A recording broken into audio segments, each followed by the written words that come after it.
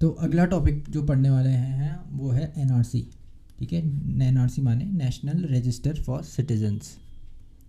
ठीक है, ये जो दो टॉपिक पढ़ने वाले हैं सीएए और एनआरसी, सबसे पहले देखते हैं ये इम्पोर्टेंट क्यों हैं। आपको पता होगा कि 1-2 साल पहले सीएए और एनआरसी को लेके बहुत बड़ा प्रोटेस्ट हुआ था इंडिया में। ठीक है, प्रोटेस्ट हुए थे ऑल ओवर इंडिया। उसके बाद राइट्स भी हुए थे, ओके, दिल्ली राइट्स, और सिचुएशन बहुत बिगड़ गई थी। लेकिन उसके बाद कोरोना हो गया। ठीक है, और कोरोना की वजह से ये सीएए एनआरसी की प्रोसीडिंग्स थोड़ी सस्पेंड हो गई। अभी रिसेंटली एनआरसी की जो फाइनल रिपोर्ट है, फाइनलाइज रिपोर्ट, वो सबमिट करी थी नवंबर 2021 में।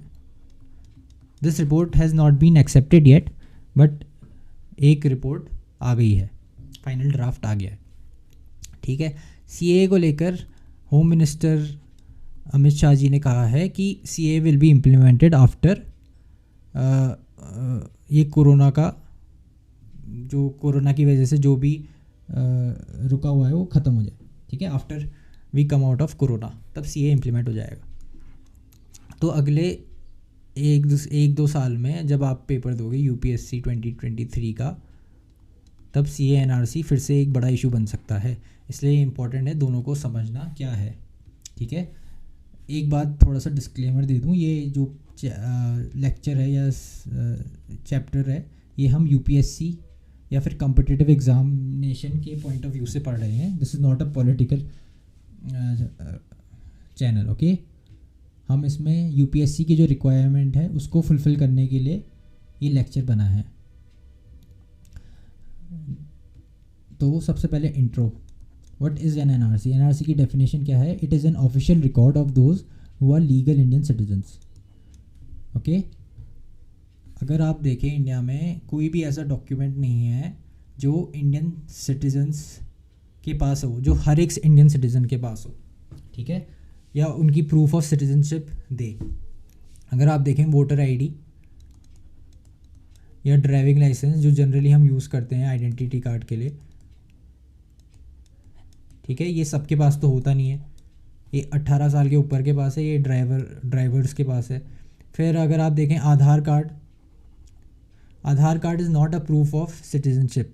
याद रखना ये बात, ये बहुत बड़ी एक गलत फहमी है कि ये आधार इज़ नॉट, कि आधार हमारी सिटीजनशिप का प्रूफ है। नहीं, Aadhaar is a proof of identity. Foreigners को भी आधार कार्ड मिल सकता है, ओके। और पासपोर्ट अगर देख लें तो ये सबके पास तो होता नहीं है। ठीक है, तो जो एनआरसी था वो इस प्रॉब्लम को सॉल्व करने की सोच रहा है कि it will be an official record of those who are legal Indian citizens. ठीक है, first prepared in 1951 census of India, और उसके बाद से ये अपडेट नहीं हुआ है। और रिसेंट न्यूज़ देखें तो final draft of NRC Assam was finalise last year. ये अभी सबमिट नहीं करा है। ये भी हिस्ट्री क्या है इसकी, history of NRC in Assam की बात कर रहे हैं यहाँ पर। तो 1971 में वॉर हुई थी, India Bangladesh war, India Pakistan war, जिसमें बांग्लादेश बना था। ओके, तो इस वजह से बहुत सारे बांग्लादेशी इमिग्रेंट आए थे असम त्रिपुरा में। ठीक है, तो 1979 में एक ऑर्गेनाइजेशन ने AASU, आसू कहते हैं, ऑल असम स्टूडेंट्स यूनियन, जिन्होंने एक एजिटेशन शुरू करा that demanded for deporting the illegal immigrants. ठीक है, तो 1985 में ये मूवमेंट कंक्लूड हुआ, जिसे असम अकॉर्ड के नाम से जाना जाता है। एक अकॉर्ड साइन हुआ असम अकॉर्ड के नाम पर। असम अकॉर्ड में 3 पार्टीज थी। First was government of India, फिर स्टेट गवर्नमेंट ऑफ असम, और आसू मूवमेंट के लीडर्स। अग्रीमेंट में क्या था कि 24 मार्च 1971 को एक कट ऑफ डेट बना दी गई, और इस कट ऑफ डेट को किस तरह से यूज़ करा देखते हैं। बिफोर 1951 में जो इलीगल इमिग्रेंट आए थे उनको असामीज़ बोल दिया गया, 1951 से 1971 ये जो डेट है, इसके बीच जो इलीगल इमिग्रेंट आए थे उनको इंडियन सिटीजन तो बोला, but they were not granted they will not be granted safeguards that will be given to Assamese people. ठीक है, एक क्लॉज 6 था इस अकॉर्ड में that gave special privileges to Assamese people. ठीक है, वो इन लोगों को नहीं मिलता था, और 1971 के बाद जो आए उनको डिपोर्ट कर दिया जाएगा। Okay, this was the Assam accord. But हुआ क्या कि, और ये सब करने के लिए ये डिटेक्ट करने के लिए कि कौन से सिटीजन्स कब आए हैं, कौन से लीगल इमिग्रेंट कब आए हैं और कौन लीगल सिटीजन है, ये बोला गया कि NRC will be updated in Assam. But ये कभी फुलफिल नहीं हो पाई। ठीक है, तो जब ये फुलफिल नहीं हो पाई तो रिसेंटली कोई सिटीजन इस असम अकॉर्ड के लिए सुप्रीम कोर्ट गया and supreme court ordered NRC in Assam. तो इस वजह से एनआरसी बना। ठीक है, एक बात याद रखना कि एनआरसी और CAA are completely different thing, इसमें कोई रिलेशन नहीं है।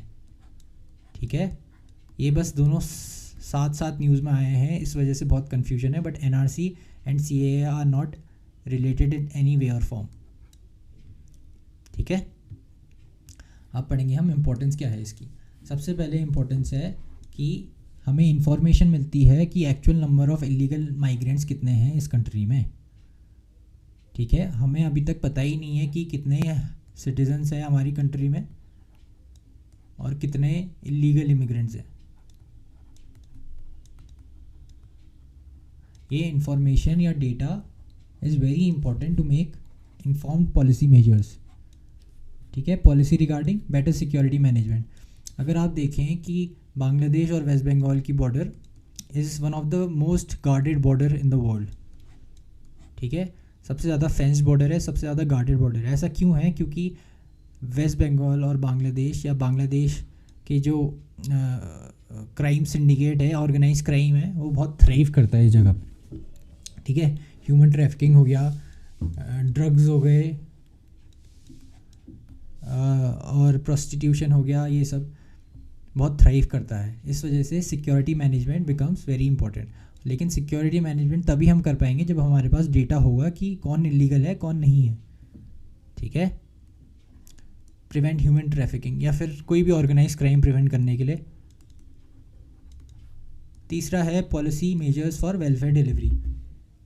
अगर आपके पास डेटा है कि आपकी डेमोग्राफी कैसी है, कितने एज ग्रुप के कितने लोग हैं, कितने मेन हैं, कितने वुमेन हैं, कितने चिल्ड्रन हैं, कितने इंडियन सिटीज़न हैं, तो आप टारगेटेड डिलीवरी कर पाओगे and your money will be well spent.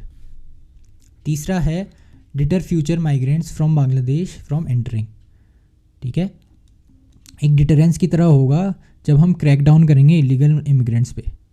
अभी कोई क्रैक डाउन नहीं हो पाता क्योंकि हमें पता ही नहीं है कि कौन इलीगल है कौन नहीं है। चौथा है rights and benefits to Indian citizens first. क्योंकि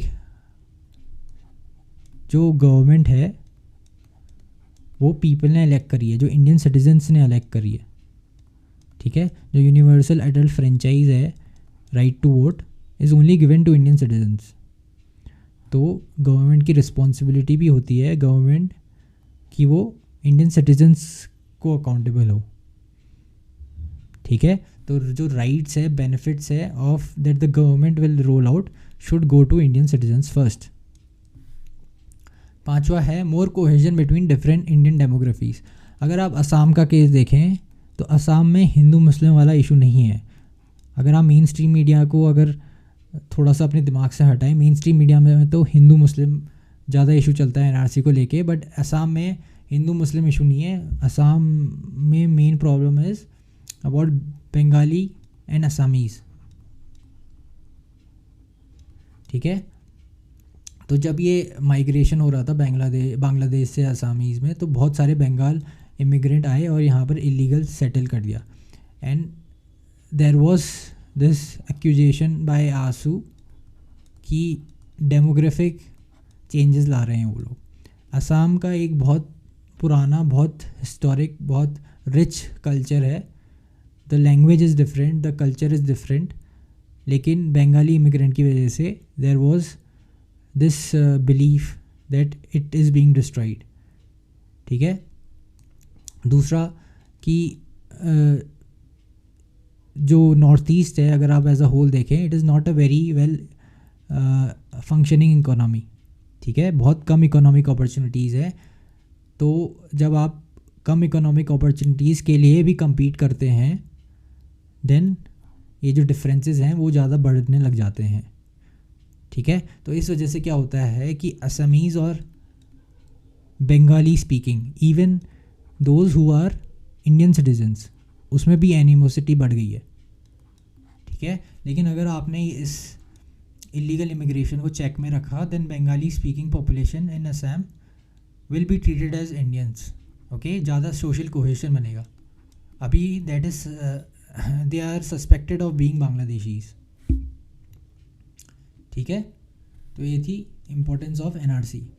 अब हम पढ़ेंगे चैलेंजेस क्या है इन एनआरसी।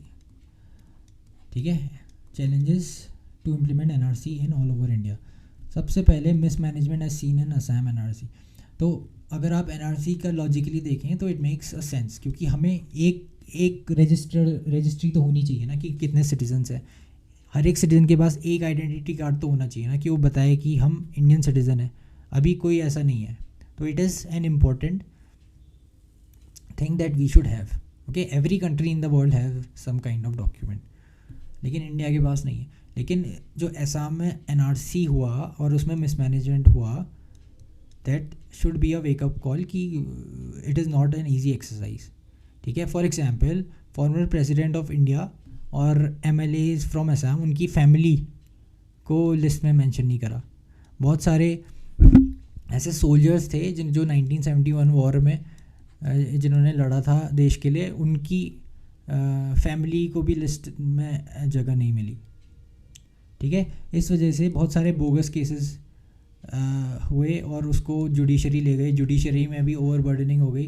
तो जो एक्चुअल इलीगल इमिग्रेंट थे, उनको जो भी इलीगल इमिग्रेंट थे, दे वर शील्डेड फ्रॉम दिस मिसमैनेजमेंट। ठीक है, फ्यूचर क्या होगा इलीगल इमिग्रेंट? एक बार आपने अगर ये डिसाइड कर लिया या फिर ये बता दिया कि ये इतने हमारे इलीगल इमिग्रेंट हैं, आपने उनकी आइडेंटिटी भी चेक कर दी, बट उनके साथ फ्यूचर कोर्स ऑफ एक्शन क्या होगा ये अभी तक क्लियर नहीं है, क्योंकि Bangladesh has never accepted that they are its citizens. Bangladesh कहता है कि इलीगल इमिग्रेशन है ही नहीं। ठीक है, तो उनको डिपोर्ट तो कर नहीं सकते।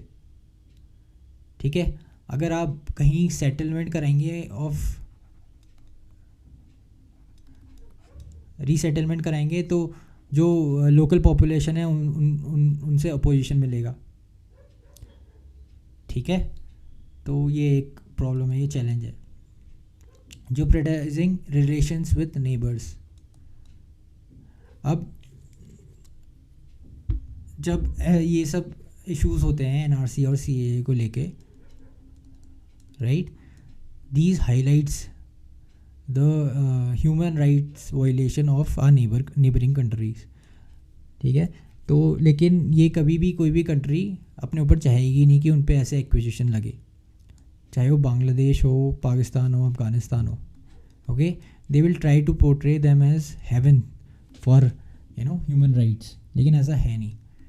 लेकिन जब इंडिया ऐसे स्टेप्स लेता है जिससे नेबरिंग रिलेशंस ख़राब हो सकते हैं, देन चाइना को एक बहुत बड़ी अपॉर्चुनिटी मिल जाती है to enter these countries, right. क्योंकि कोई भी किसी भी कंट्री, कोई भी सेल्फ रिस्पेक्टिंग कंट्री ये नहीं चाहेगी कि कोई भी फॉरेन एंटिटी उन्हें बताए कि उन पे ह्यूमन राइट्स वायलेशन हो रहे हैं।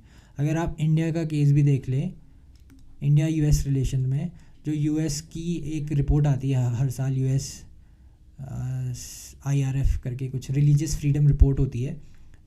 ठीक है, वो कहती है कि India is a cause of concern for religious minority, and every time India की जो फॉरेन मिनिस्ट्री है इनको जवाब देती है कि ऐसा ऐसा नहीं है, या फिर it doesn't look good on both US India relationship. ये जो भी डिफिकल्ट होता है, right, because nobody likes a big brother kind of attitude. तो इसी को अगर हम इंडिया और इंडिया के नेबर्स में देखें, बांग्लादेश हो गया, नेपाल हो गया, okay, Bhutan, any, Myanmar, they don't like to be told कि क्या करना है, क्या आपकी गलतियां हैं, क्या नहीं है, ओके।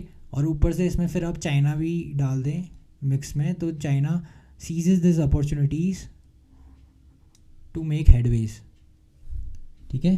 तो this is not a very wise thing to do, जो प्रायोरिटाइजिंग रिलेशंस विद नेबर्स। फिर है ई। अभी जैसे हम बोल रहे थे, इतना मिसमैनेजमेंट हुआ कि असम एक स्टेट है, ठीक है, एक छोटा सा स्टेट है, उसमें भी अभी तक फोर्स में नहीं आया है, उसमें भी इतना मिसमैनेजमेंट हुआ, तो पूरे इंडिया में क्या हो सकता है, ये सोचने वाली बात है। फिर है लॉट ऑफ मिस इन्फॉर्मेशन। इतनी बहुत सारी मिस इन्फॉर्मेशन थी कि सीए और एनआरसी को लेके। लोग कह रहे थे कि अगर एनआरसी में नाम नहीं आया है तो यू विल बी डिपोर्टेड और ये सब, ओके। तो मिसकम्युनिकेशन हो गया, मिसमैनेजमेंट हो गया, प्लस इसकी वजह से जो लॉ एंड ऑर्डर सिचुएशन बिगड़ी, ओके, दिल्ली राइट्स हुए, this was not a very good time for India. तो ये है आपके चैलेंजेस। कंक्लूजन में क्या आएगा?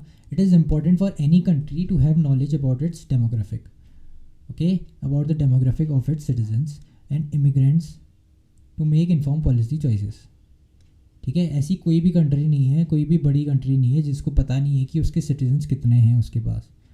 तो इंडिया में भी ऐसा होना चाहिए, ये एक नॉर्मल कॉमन सेंस वाली बात है।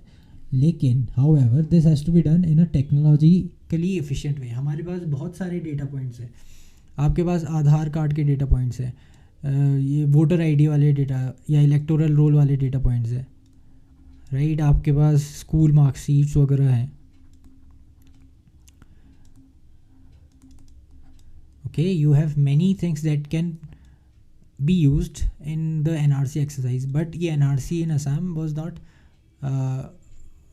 इसमें ये सब यूज़ नहीं करा और प्लानिंग बिल्कुल नहीं थी, बहुत मिसमैनेजमेंट हुआ। इस वजह से देयर इज़ एप्रीहेंशंस कि बाकी कंट्री में क्या होगा अगर हम NRC ले आएंगे। तो ये थे इसके कंक्लूजन,